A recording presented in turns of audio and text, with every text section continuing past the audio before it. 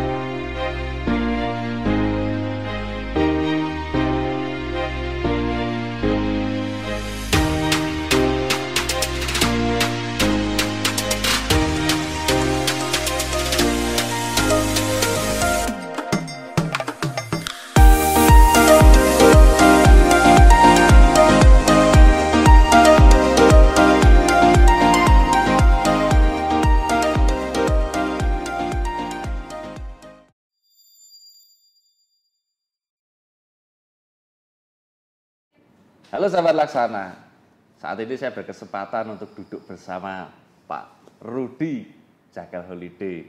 Selamat siang Pak Rudi. Selamat siang. Terima kasih untuk kesempatan yang diberikan buat Laksana dan tim nih Pak Rudi. Kita pengen kenal lebih dekat tentang Jagal Holidays dong Pak Rudi. Dari awal perusahaan saya ini ya. Nah sejarahnya gimana sih Pak Rudi? Sebetulnya kalau awal Jagal Holidays itu sekitar tahun 87. 87. Itu bermula dari apa itu Pak? Dari tour and travel, biro perjalanan Biro umum. perjalanan. Biro perjalanan umum. Terus kita menghandle turis lokal, turis dari Singapura, Malaysia. Oh gitu. Jadi kita biro perjalanan umum itu ada dua macam. Ya.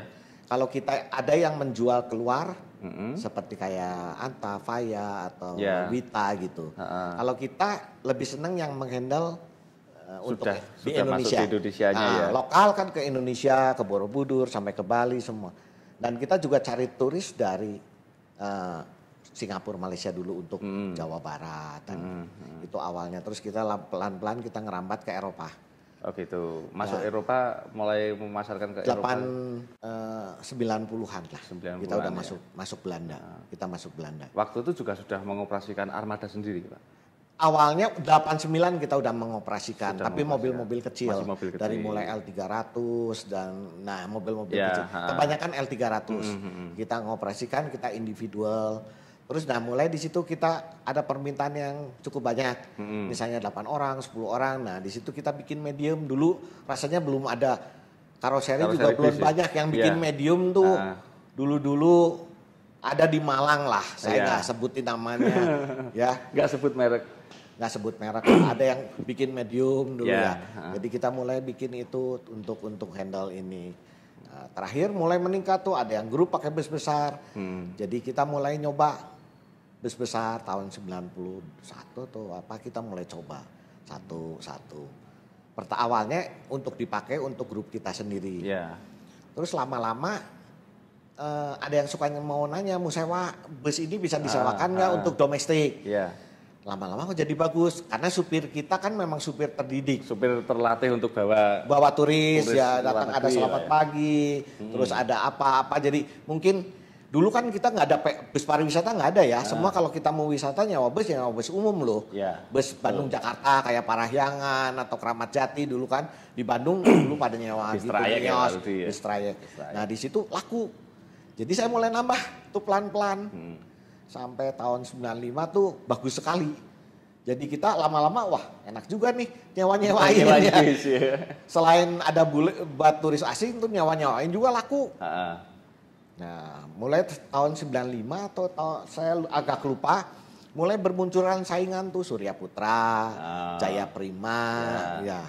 Dulu kan sebenarnya juga udah ada yang punya bus untuk handle Belanda itu yang di Lembang dulu tuh. Apa ya Pak ya? Yang dulu Putri Gunung tuh itu juga handle Belanda. Dia punya bus, tapi dia tidak disewakan untuk lokal. Jadi memang hanya dia untuk grup dia dari Belanda sendiri. Khusus itu terus ada juga Satriavi dulu yang Garuda punya. Itu juga dia khusus handle untuk tamu-tamu bulenya dia, Belanda-Belandanya dia. Dia dulu kan pegang Satria VIP, pegang Belanda yang besar Unit Travel.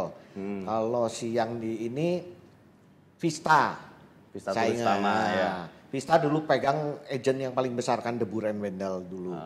Jadi ya mereka juga nggak mau ngurusin lokal. Kalau saya mah dicampur lokal gitu ya. Ya akhirnya kita berkembang ke situ. Nah orang lain mulai ngelirik tuh kayak Surya Putra semua bikin bus pariwisata, Jaya Prima, Kramat Jati bus malam mulailah bikin pakar utama bikin nah kemudian dia juga mulai buka travelnya tuh. Pakar utama tour and travel lah. Pada bikin travel si Jaya Prima juga buka travel kan terus. Ya jadi akhirnya ya gitu. Cuman basic kita memang pariwisata. Pariwisata ya, melayani. Beda sama orang lain punya travel basicnya memang basic base dulu. Dari transport dulu terus ke main ke situ, travel. Gitu. Kalau Pak Rudi dari pariwisata memang. Travel agent mengelola grupnya sendiri kemudian karena Dikembangin dikembangin jadi sewa bis pariwisata dan fleetnya juga nggak cuma bis besar ya Pak ya. Karena kita kan disesuaikan juga ada kebutuhan untuk turis asing kan. Kalau 10 orang gimana nih? Jadi kita mesti siapin mobil yang untuk 10 orang nyaman. Nanti yang mulai 15 orang nyaman sampai yang kalau udah 20 orang ke atas kita pakai big bus. Biasanya begitu. Itu terus kita berkembang pelan-pelan gitu. Nah, ini namanya ini kan cukup unik ini, Pak. Karena orang yang nggak kenal mesti ngertinya dulu, karena saya juga kenal nama Jekyll Holiday juga cukup lama. Pikir saya dulu perusahaan asing. Kok namanya Jekyll Holidays kenapa nih? Jekyll Holidays itu namanya jelek ya, terus terang. Tapi saya punya sejarah. Dan pernah memang mau diganti waktu tahun 96 itu kita namanya pernah mau diganti. Karena namanya kurang enak. Tapi kebetulan waktu itu kita pegang agent yang terbesar di Skandinavia. Itu namanya SLG Scandinavian Leisure Group. Itu grupnya tiap minggu besar sekali. Yang terkenal di Bali Charter Flight dulu. Itu kita yang pegang untuk sektor Jawa. Saya pernah ngobrol mau diganti, kemudian kebenaran kontrak direkturnya Okebyok lah gitu. Ngomong, Rudi kamu jangan ganti karena nama ini memang tidak bagus. Kesannya ya itu serigala kayak begitulah ya. Tapi kalau artinya Jekyll apa sih Pak? Ya kayak serigala kayak gitulah ya. Oh gitu. Tapi kalau kamu bisa memberikan servis yang bagus, itu akan menjadi yang tidak terlupakan di pikiran orang. Jadi saya tidak ganti. Kalau awal ceritanya itu karena saya dulu saya tuh senang traveling.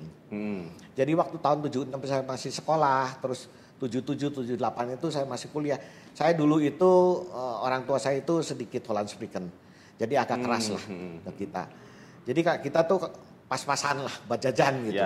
Jadi kita kalau pengen wisata gimana caranya? Nah akhirnya saya suka ngadain tour, nyewa bus ke Mios, kemana dulu. Saya pergi gratis kan.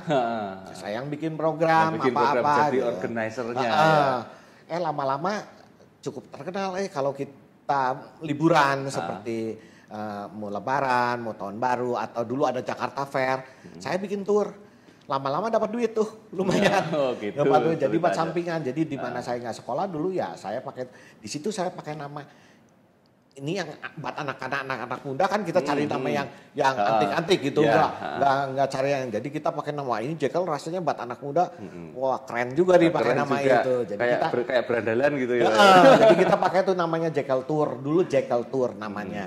Jadi kita amatiran kita selebaran kita taruh di bioskop pakai brosur yang murah itu kertas print gitu kita nyebarin orang keluar dari bioskop kita nyebarin pensilan kayak begitu dulu kita gitu lumayan terus kita laku mulai terkenal kita dapat kontrakan dari pabrik untuk wisata dari ini karena rata-rata dulu travel di Bandung juga tidak bisa mengadakan tour mereka tuh hanya jualan tiket voucher hotel kalau mau tour dia masih ambil dari Singapura. Belum ada tuh kayak sekarang tuh bikin tour kayak Bita sekarang tuh bisa bikin tour sendiri terus apa dulu kan cuman kayak broker gitu dilempar ke travel agent Singapura yang buat ke Eropa kemana zaman dulu masih begitu. Jadi saya ya udah bikin tour laku lumayan di situ. Nah sampai terakhir sampai di tahun 83 kalau nggak salah saya bekerja di salah satu perusahaan biro perjalanan umum karena saya tertarik dengan ini. Padahal saya kuliah ya. Lebih diseriusin. Iya, saya sebenarnya kuliah, saya teknik sipil sebetulnya di Parahyangan. Tapi saya kurang demen Dan di sini saya mulai senang, jadi saya minta cuti, nggak kuliah, saya kerja di biro perjalanan untuk belajar bagaimana mengelola biro perjalanan umum. Nah, karena passionnya di wisata. Di ya, wisata, Pak, ya? jadi kan di situ kan berbeda, bagaimana jadi agen Garuda, bagaimana jadi agen Merpati, ya. Gimana hubungan dengan via hotel, pakai apa nih sistem pembayaran gimana. Jadi saya belajar kurang lebih 3 tahun lah. Saya kuliah, terus saya keluar. Saya pas keluar, pas dapat izin dari pariwisata, dinas pariwisata, bahwa saya mengajukan izin untuk resmi jadi punya biro perjalanan umum. Kemudian saya dapat izin tahun 86 kalau nggak salah, itu saya dapat izin biro perjalanan umum, dan nama ini karena saya punya modalnya dari amatiran dulu, jadi ini nama saya pakai lagi. Dipertahankan. Cuman saya tambahin belakangnya Holiday. Oh gitu. Sejarahnya tuh begitu. Sejarahnya begitu, dan sampai sekarang nama PT-nya pun Jakal Ya, Holiday. tetap. Kita nggak jadi nggak robah. Nah. Tetap. Dan saya pernah juga dulu punya PT yang bergeraknya di jasa titipan. Dulu Titipan paket jasa gitu? ya paket. Oh, paket. Dulu itu di tahun 90-an saya punya jasa titipan namanya Melia Trans. Jadi Trans itu saya sudah pernah punya PT itu di tahun 90-an.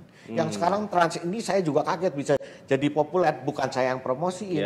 Tapi ternyata ada orang yang pakai, terus semua pakai.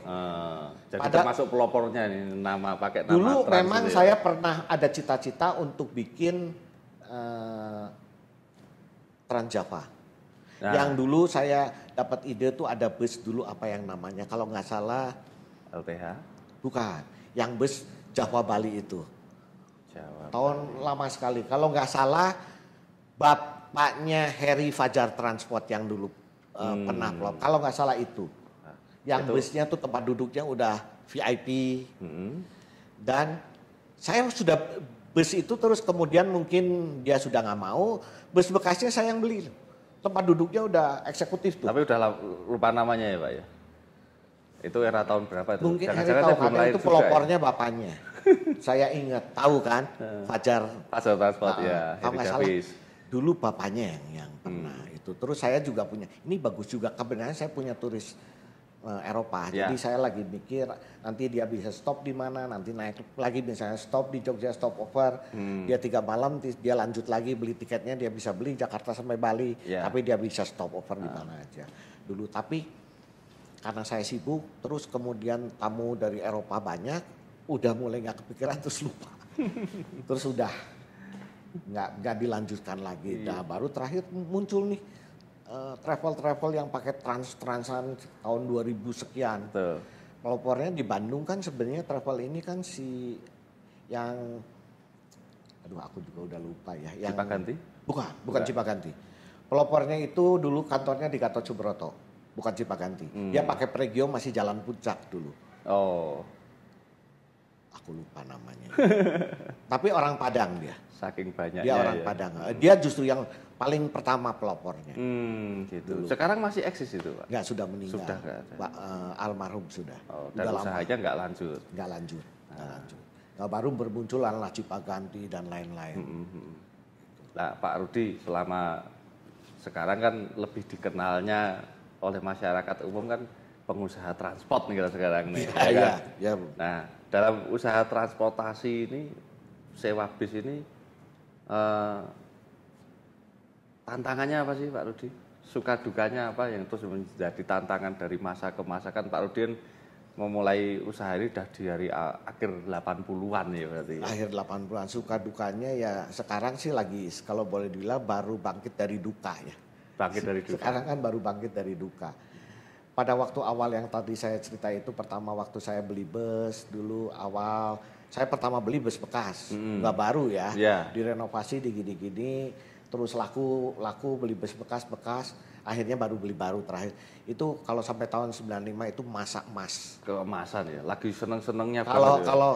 Kalau kita boleh bilang, kalau kita kredit bank, cicilan sama bank itu kalau cicilnya 5 juta misalnya nih, bisa dapatnya 7-8 juta. Hebat sekali.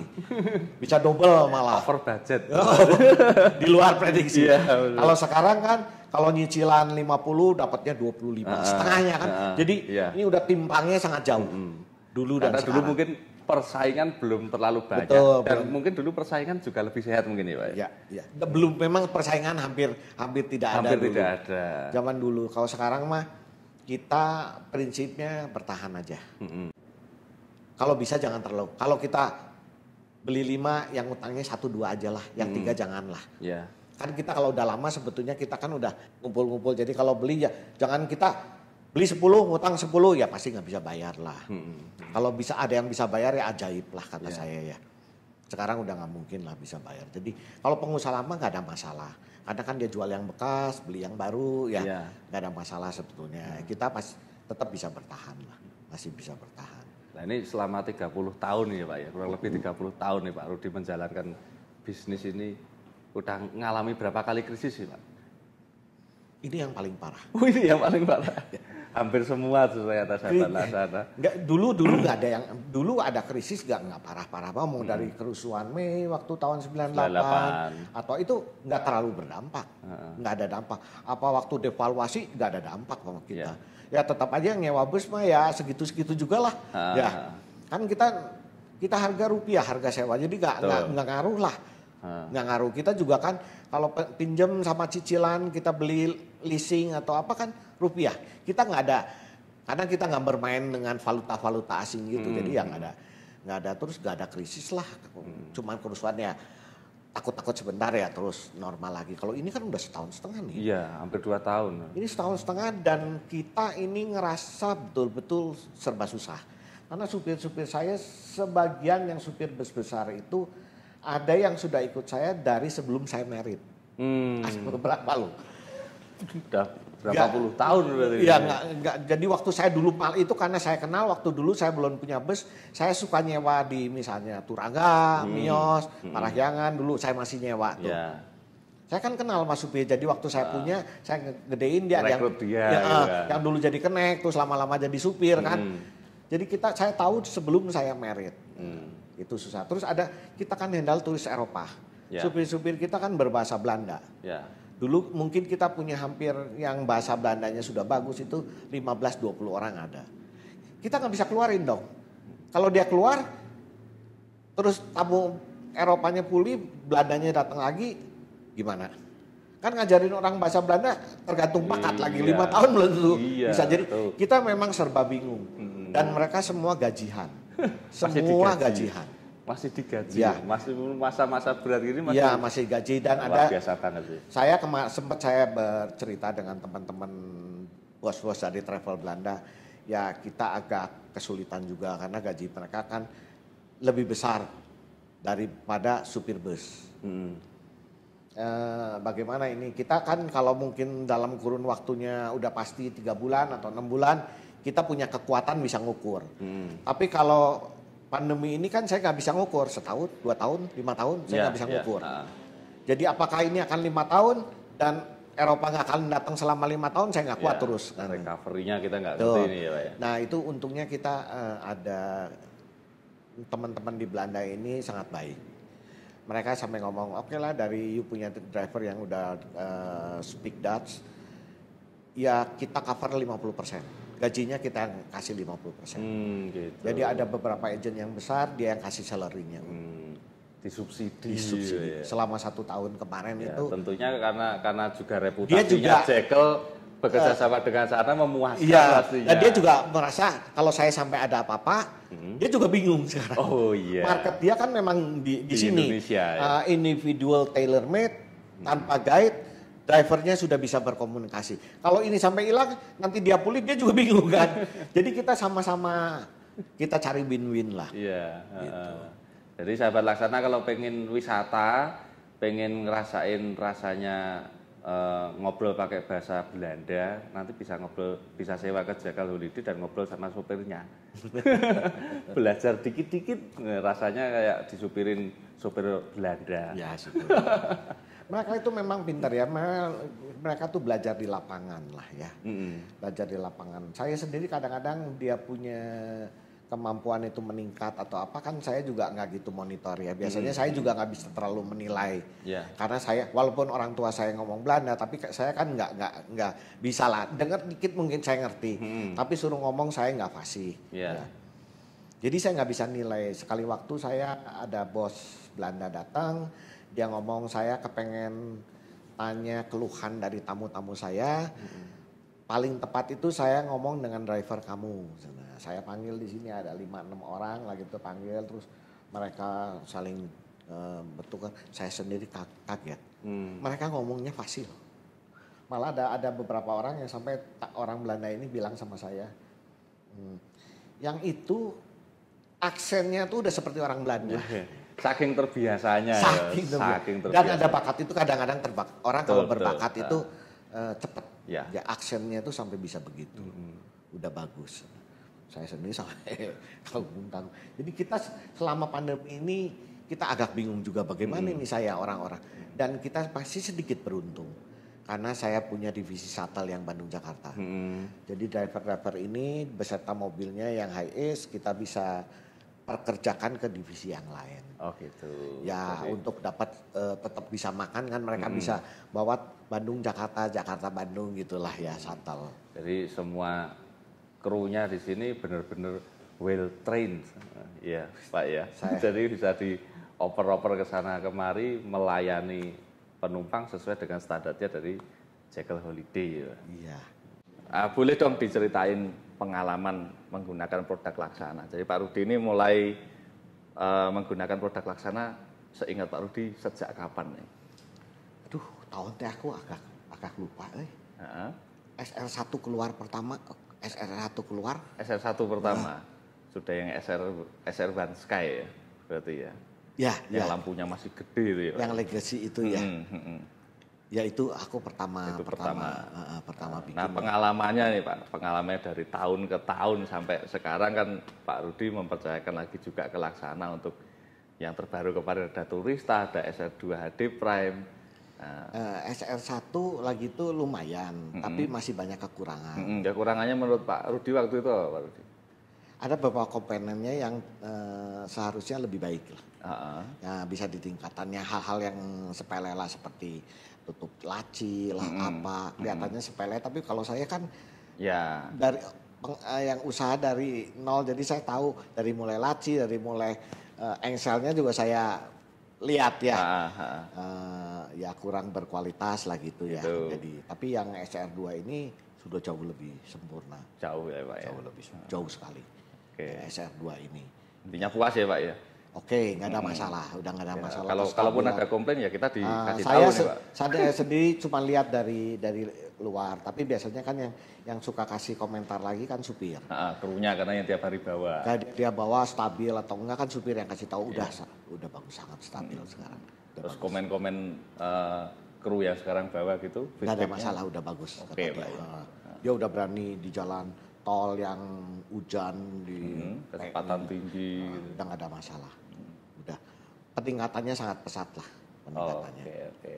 Wah, terima kasih sekali loh nih Pak Rudi. Sama-sama. Harapannya ke depan gimana nih Pak Rudi untuk baik untuk Laksana juga untuk bisnis industri wisata di Indonesia, harapannya ke depan gimana ya Pak? Ya kita harapannya kan kembali seperti sebelum pandemi. Tapi kan kita nggak bisa prediksi kapan akan tiba itu masa-masa emas. Di tahun 2017 sampai 19 rasanya itu masa emas lah. Kalau seri kalau masuk sampai ribut-ribut dulu, ya mesti ribut dulu bisa masuk sampai berantem dulu ya kapan kita bisa diterima ya. Masa emas itu ya kita masih perlu waktu lah, mungkin sampai 3 tahun lagi atau lebih ya. Kita nggak, yang namanya pandemi ini saya nggak tahu kapan selesainya. Maksudnya kosong sampai sekarang ini sudah sangat oke. Tahun depan diharapkannya nggak ada naik turun lagi ya, stabil aja udah, kita pelan-pelan naik ya.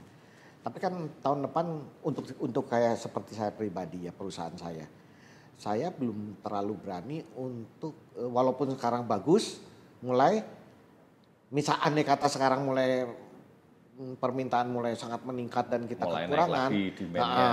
Tapi kita belum berani untuk penambahan. Yang penting fokus dulu untuk yang pelayanan ini, yang sekarang. Pelayanan yang bagus, ya, dijalankan maksimal, kita sudah terima kasih dulu sekarang. Jadi nanti kita lihat Dan kita harus memperkuat poket kita. Yang kemarin kesedot terlalu banyak.